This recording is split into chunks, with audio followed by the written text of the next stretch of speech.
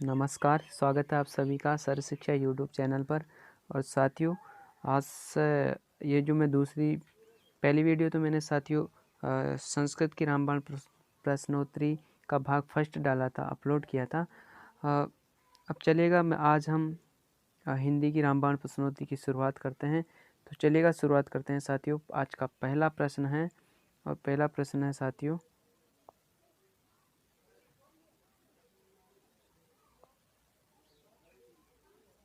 एक सीमित क्षेत्र में बोली जाने वाली भाषा के स्थानीय रूप को क्या कहते हैं। यहाँ पर स्थानीय रूप की बात हो रही है। ऑप्शन नंबर पहला है बोली भाषा, संपर्क भाषा या फिर क्षेत्रीय भाषा। तो इसका जो सही आंसर है साथियों वो है बोली। अच्छा, इसको हम साथियों एक और नाम इसको कहते हैं, उसका नाम है उपभाषा। उपभाषा भी हम इसको कहते हैं। तो ये भी आपको ध्यान में रख लेना है, क्योंकि कभी कभी इसके स्थान पर ये भी आ सकता है। तो आप अपन को ये दोनों नाम याद रहने चाहिए। तो चलिएगा, प्रश्न नंबर 2 है साथियों। प्रश्न नंबर 2 है, बोली की अपेक्षा भाषा का जो क्षेत्र होता है। ऑप्शन नंबर पहला है विस्तृत, सीमित, उपरोक्त दोनों, या उपरोक्त में से कोई नहीं। तो इसका सही जो आंसर होगा साथियों कौन सा होगा? इसका सही आंसर है विस्तृत। देखिएगा, बोली की अपेक्षा भाषा का क्षेत्र होता है तो वो होता है विस्तृत साथियों। बोली का जो क्षेत्र होता है वो होता है सीमित। ये आपको ध्यान रखना है कि, और साथियों ये भी आपको ध्यान रखना है कि जो भाषा होती है इसका अपना व्याकरण होता है, अपने सिद्धांत होते हैं, अपने नियम होते हैं, लेकिन और जो बोली होती है इसका कोई भी व्याकरण नहीं होता। भाषा का तो साथियों भाषा में रचनाएं भी की जाती है, जबकि बोली में ऐसी कोई रचनाएं नहीं होती। तो चलेगा, आज का प्रश्न नंबर 3 आपका सामना है साथियों। प्रश्न नंबर 3 है, हिंदी को संविधान सभा ने राजभाषा कब स्वीकार किया? बहुत इंपॉर्टेंट क्वेश्चन है।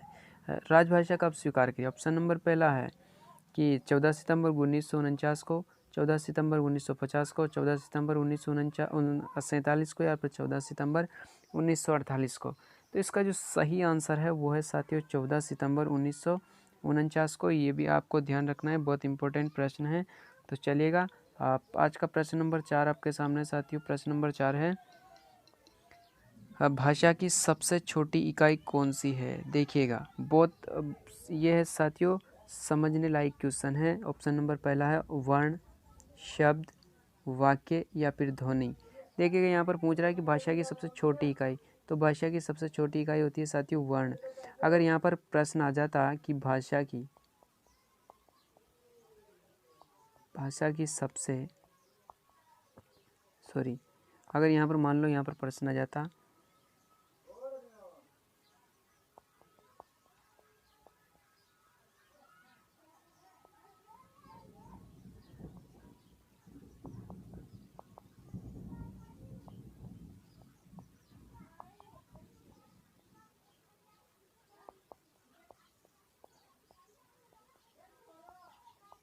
अगर मान लो यहाँ आपके सामने ये सब प्रश्न आ जाता है कि मौखिक रूप से भाषा की सबसे छोटी इकाई, तो इसमें साथियों या फिर अपना आंसर हो जाएगा ध्वनि। लेकिन इस क्वेश्चन में तो अपना आंसर जो है साथियों वो है वर्ण। ठीक है, ये आपको ध्यान रखना है, बहुत इंपॉर्टेंट क्वेश्चन है। चलिएगा साथियों, प्रश्न नंबर 5 आपके सामने है। प्रश्न नंबर 5, भाषा का मूल आधार होता है। देखिएगा क्या होता है मूल आधार? वर्ण, शब्द, वाक्य या फिर ध्वनि। तो भाषा का मूल आधार क्या होता है साथियों? वर्ण। ठीक है, ये आपको ध्यान रखना है, क्योंकि वर्ण से क्या बनता है? वर्ण से ही तो बनता है शब्द, और शब्द से बनता है साथियों वाक्य। ठीक है, तो ये मूल आधार तो साथियों क्या है? वर्ण है। ये आपको ध्यान रखना है। चलिएगा, प्रश्न नंबर 6 आज का। प्रश्न नंबर 6 है साथियों कि राजस्थानी भाषा दिवस कब मनाया जाता है? देखिए, बहुत इम्पोर्टेंट प्रश्न है ये। 1 फरवरी को, 20 फरवरी को, 25 फरवरी या फिर 21 फरवरी। तो इसका जो सही आंसर है साथियों वो है 21 फरवरी को। 21 फरवरी को क्या मनाया जाता है साथियों? राजस्थानी भाषा दिवस मनाया जाता है। और आपको ये भी ध्यान रखना है कि जो हिंदी भाषा दिवस मनाया जाता है वो कब मनाया जाता है साथियों? हिंदी भाषा दिवस वो कब मनाया जाता है साथियों? वो मनाया जाता है 14 सितंबर को। ये आपको ध्यान रखना है। ठीक है, चलिएगा, प्रश्न नंबर 7 आपके सामने है साथियों। विश्व में सर्वाधिक बोली जाने वाली भाषा निम्नलिखित में से कौन सी है? हिंदी, चीनी, अंग्रेजी या फिर उर्दू।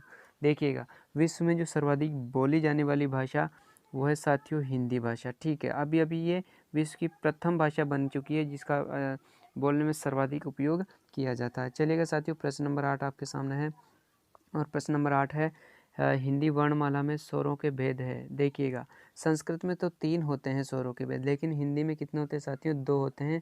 ये आपको ध्यान रखना है, न तो 3 होते हैं, न 4, न 1। ठीक है, कितने होते हैं? 2 होते हैं, ये आपको ध्यान रखना है।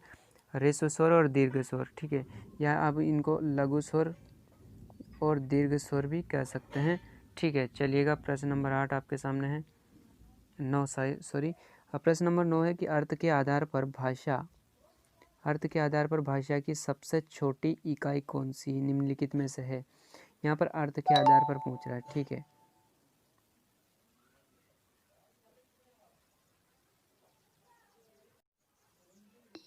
तो चलिएगा साथियों, अर्थ के आधार पर इसका सही आंसर कौन सा हो जाएगा? इसका सही आंसर हो जाएगा साथियों शब्द। ठीक है, अर्थ के आधार पर सबसे छोटी जो इकाई होती है साथियों होती है शब्द। चलिएगा, प्रश्न नंबर 10 आज आपके सामने है। तो चलिएगा पढ़ते हैं इसको। वर्णों का व्यवस्थित समूह कहलाता है वर्णमाला, शब्द, वाक्य या उपरोक्त में से कोई नहीं।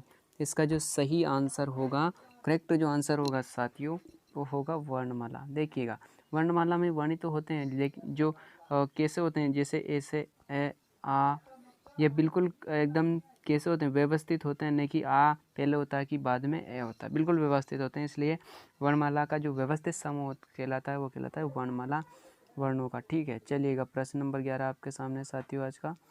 प्रश्न नंबर 11 है शब्दों का सार्थक समूह होता है शब्द, वाक्य, वर्णमाला या फिर व्याकरण। देखिए, शब्दों का सार्थक समूह, तो शब्दों से जो सार्थक जो समूह बनता है वो बनता है वाक्य।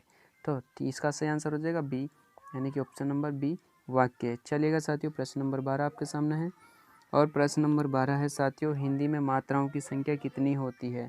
तो हिंदी में मात्राओं की जो संख्या होती है साथियों, ऑप्शन नंबर पहला है 7, 8, 9 या फिर 10। तो हिंदी में जो मात्राओं की संख्या होती है साथियों वो होती है 10। इसका सही आंसर हो जाएगा ऑप्शन नंबर डी।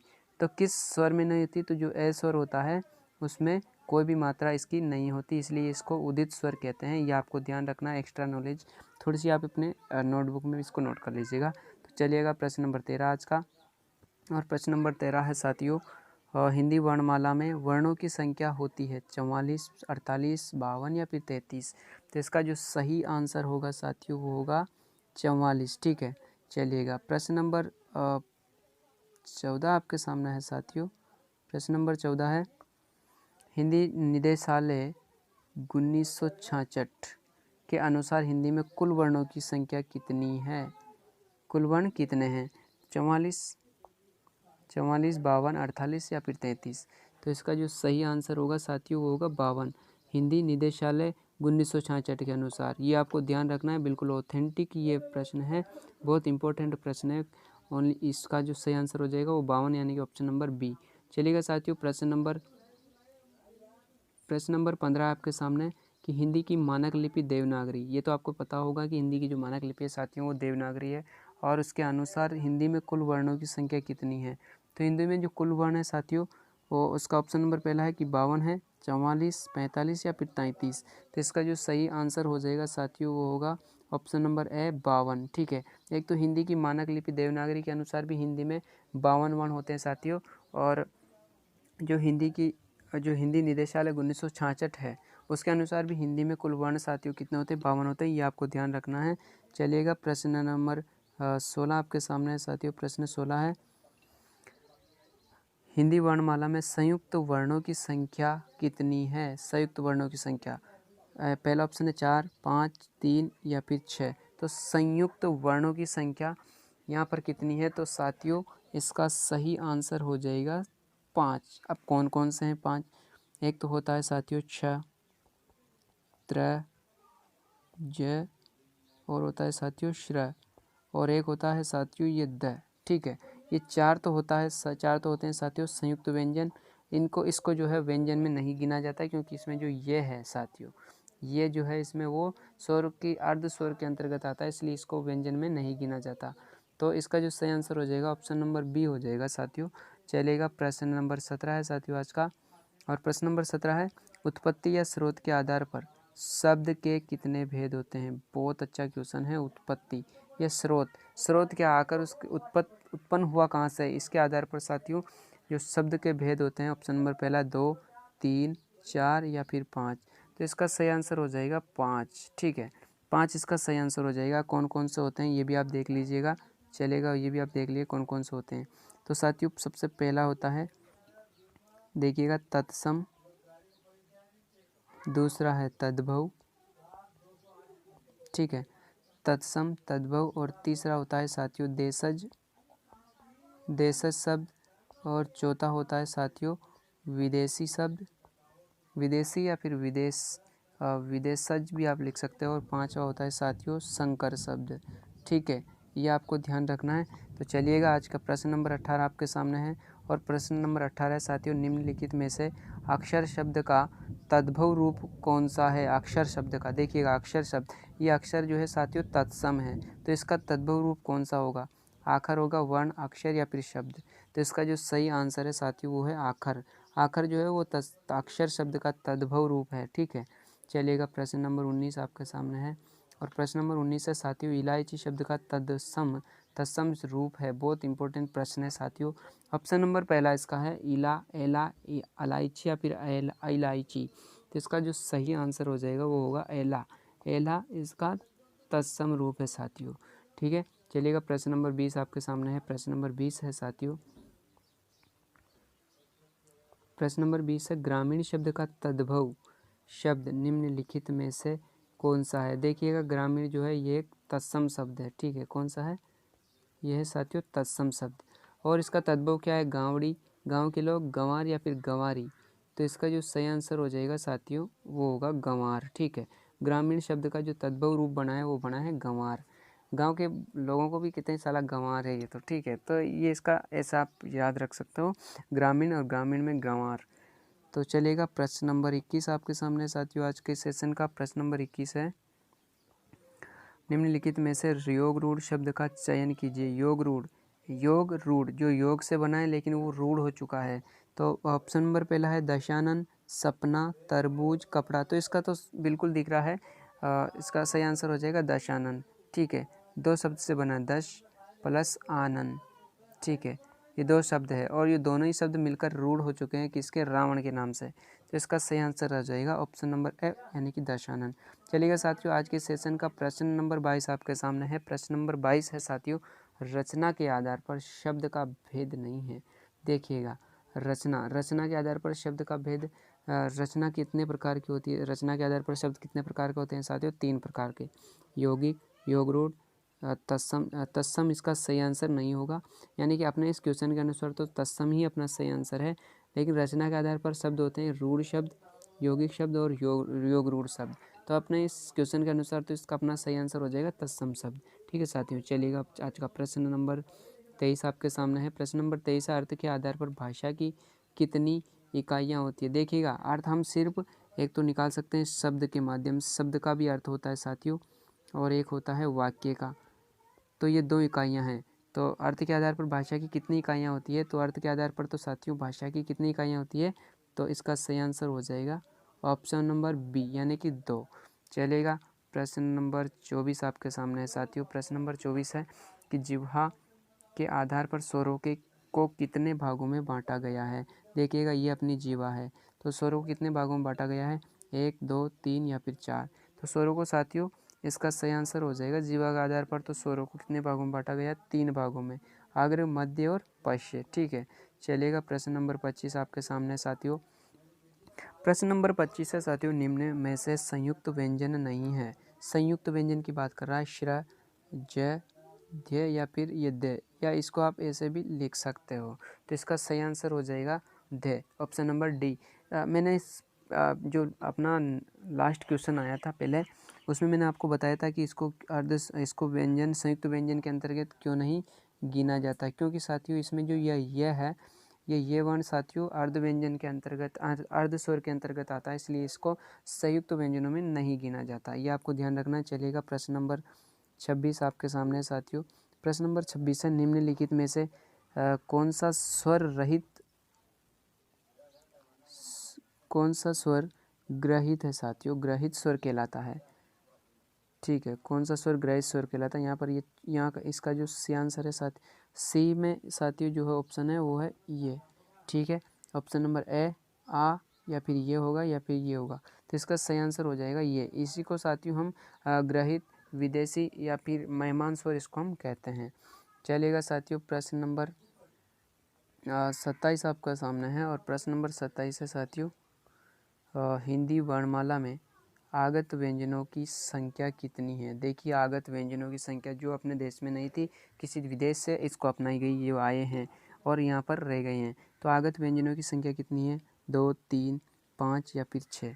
तो इसका सही आंसर हो जाएगा साथियों, आगत व्यंजनों की संख्या 5 होती है। कौन कौन से होते हैं चलिएगा मैं आपको बताता हूँ। एक तो होता है साथियों क, ख, ग, ज और फ। ठीक है, और इनमें साथियों ये नुक्ता लगा होता है ये। ठीक है, इस प्रकार से। तो आगत व्यंजनों की संख्या कितनी है? 5 है। अब चलिएगा साथियों, प्रश्न नंबर 28 है आपके सामने और प्रश्न नंबर 28 है साथियों, हिंदी में कुल, यहाँ पर है साथियों आगत।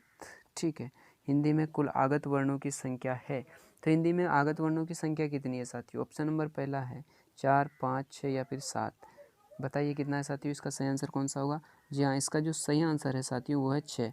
अब आप कहोगे कि सर पहला वाला क्वेश्चन में तो आपने 5 बताई, इसमें 6 कैसे? तो मैंने यहाँ पर, आप प्रश्न को पढ़ो, प्रश्न को अच्छी तरह से पढ़ना बहुत ज़रूरी होता है।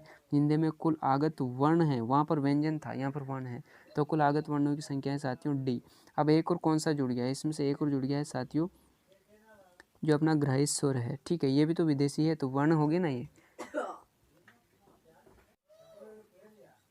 तो इसका सही आंसर हो जाएगा 6। ठीक है, चलिएगा प्रश्न नंबर 29 है साथियों आपके सामने। प्रश्न 29 है, निम्न में से सजातीय स्वर नहीं है। सजातीय जो एक ही जात से बने हुए हैं, तो सजातीय स्वर नहीं है आ, ई, उ या फिर आई। देखिए साथियों, ये जो है ये स्वर है वो विजातीय स्वर है। ठीक है, ये विजातीय स्वर है, तो आप इसको ध्यान रखना। चलिएगा प्रश्न नंबर आज